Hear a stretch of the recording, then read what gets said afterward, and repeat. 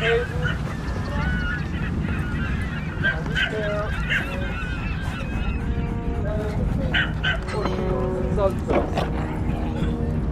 next captain is Féile.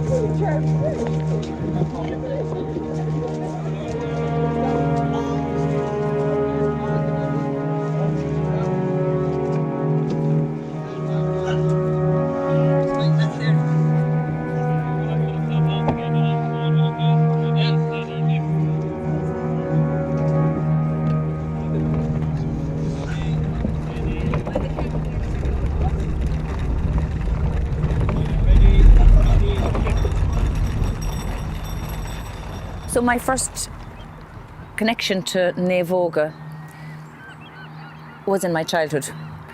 My older brother Liam won a scholarship to West Kerry Gaeltacht, and my dad brought him down and I went along with him. My brother Liam was a great Irish speaker and passed on that love to me.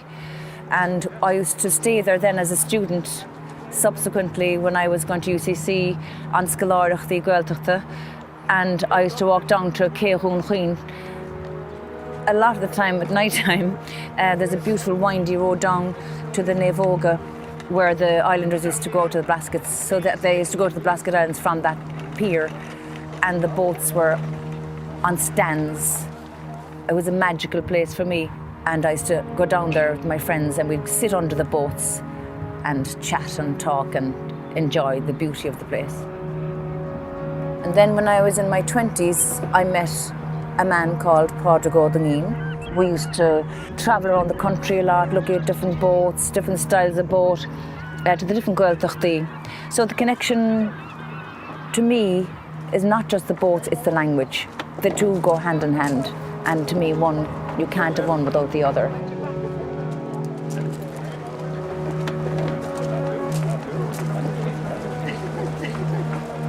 It's not just a sport to me, it's not just a pastime.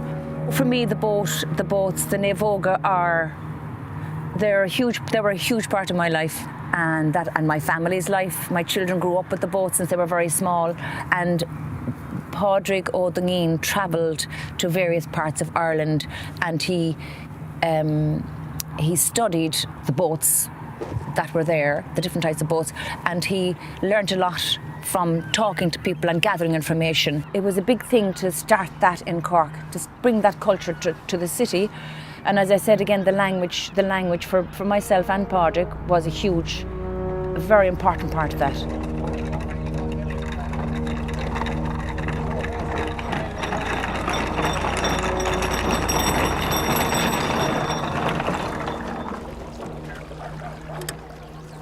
I teach Irish, and part of my job is teaching international students. So I have students from various countries: America, Spain, Brazil, Japan, China, France, I can't remember all the different countries. And as a part of their cultural experience, every year we bring them down here, we give them the opportunity to go for a row. So that connection is very important to me, because I always tell them, these boats are in the city, they're in Cork City, but they came from the west of Ireland, they came from the Gaeltacht area, and I feel we are honoured and are honouring that culture by having them here in our city. Féile. That's the most important thing. Féile. If we don't go together, we're going to roll over. Okay. We use Irish in our direction, in instruction for the rowing. It's not just the boats, it's the language. The two go hand in hand. And to me, you can't have one without the other. So our yesh on the right, our chlé on the left, le chéile together, which is a big, not only is it when you row together, you pull together. If you don't pull together, you're pulling against each other. The boat won't go where you want it to go. So there's a huge energy flowing between the different people in the boat, the different positions. If you're in a four-hand Naomhóg, you have 1, 2, 3, and 4. But every person is equally important in the boat.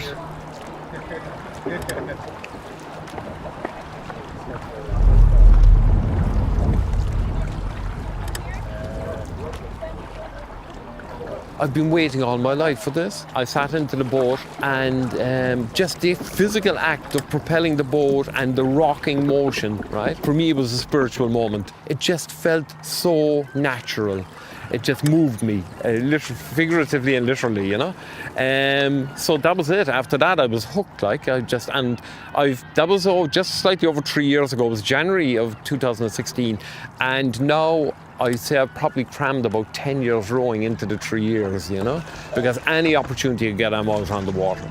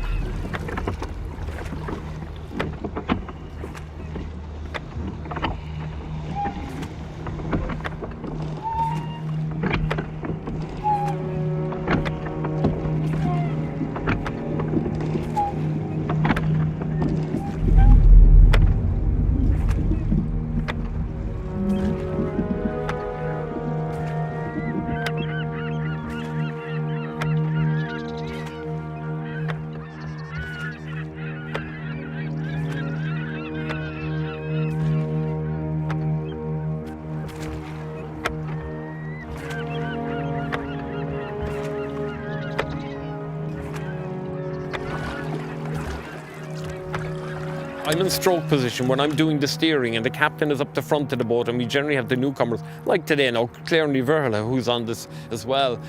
She was the captain of the boat today, and we had two young French girls in the boat with us, and they managed, and eventually as time went on, they got much better and much more relaxed at it. I think if you don't overthink it, there's a certain element of like going back to your childhood in it. I think it's a rocking motion in that when you are rowing, it's a whole body workout. You're leaning forward, you're leaning back, and your whole body's doing the work. It's not just your arms or your shoulders.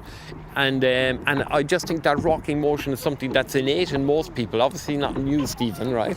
But it's innate in most people. So you're leaning forward, you're leaning back, horizontally, you're leaning forward, and you get into a steady rhythm.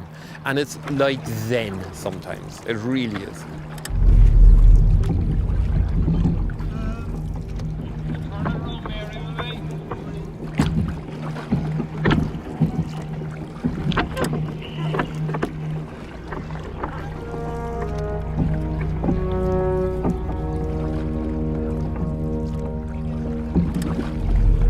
The thing about the boats is that they're very simple craft, right? And there's no need to modify them. So for all the money in the world, you're wasting your time. you keep that tradition. Here is the boat, and the tradition is what we love about the boat. Here goes one past us now, yeah? You know? And so like, they're not ones for modification. Money doesn't matter. You make the boat, this is the way the boat has always been made. There's no point in changing because it's not the same boat then, right? So the craft itself is what maintains the tradition, right? And the craft, there's something honest and there's a romance about it, of course. And that's what attracts us to it. I mean, we have racing Cork, and I've been in racing Corks and I've rode in regattas and I love them for what they are. But nothing will be as good as a traditional forehand Naomhóg for me because of its honesty. And I feel that when I get into it, that I'm at home, I'm safe, it's minding me.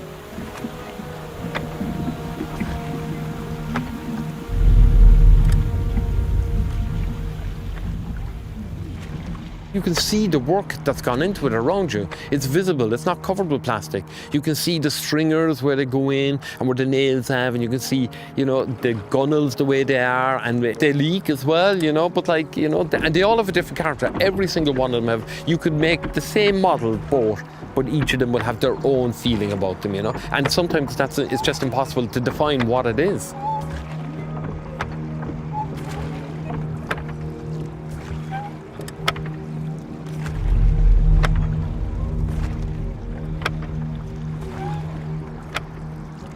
What I really love about the boats is that they're made of very basic materials. They're wooden boats, they're made out of wood, they're natural materials, they're covered in canvas and they're tarred. We can row these boats quite easily if you get a few people to lift them down to the water. It's in the middle of the city and they're such a traditional, holistic, natural craft.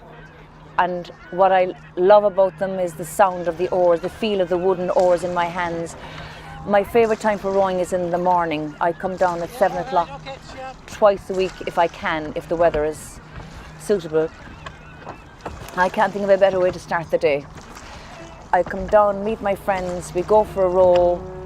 Sometimes we have a chat, other times we just listen to the sound of the oars and the water. And I always think of Martin O'Donnell's poem on Thrachir. And the poem goes, you know, Tulbally fawn like Madi Rava, Corachlanéis ge Tathan Cloddy. The gentle lapping of the oars in the water as the curragh full of fish comes towards the pier. Now, we're not in Cork, we're not fishing here, but I just love the sound of those lines of them, and I think of them when I'm rowing in the morning. There's something very connected to nature when you go rowing in the morning. And from a cultural point of view, it's hugely important.